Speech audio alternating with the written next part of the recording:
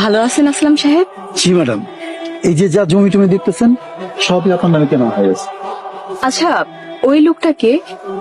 রাজু বিভিন্ন ক্ষেত খামারে কামলা দিয়ে খায়।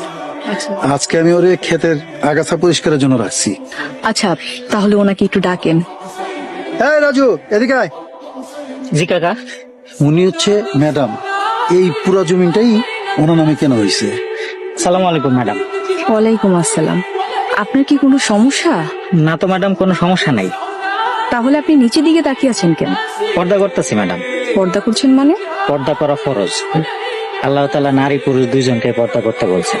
নারীদেরকে বলছেন তোমরা তোমাদেরকে ঢেকে রাখো, পুরুষদেরকে বলছেন তোমরা তোমাদের দৃষ্টি সংযত রাখো।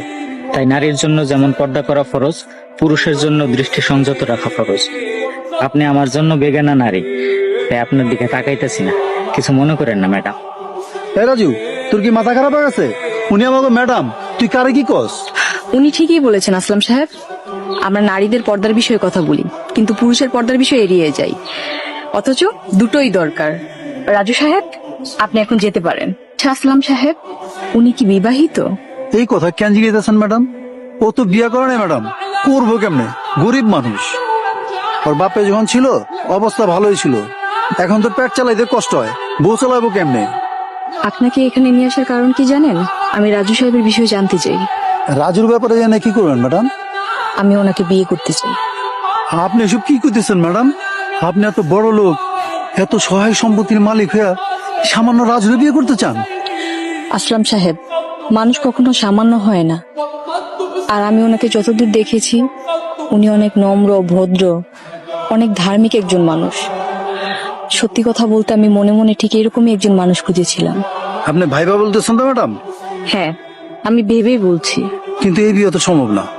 কেন সম্ভব নয়? কেন? আপনি তো বড় লোক, রাজু বড় লোক পছন্দ করে না।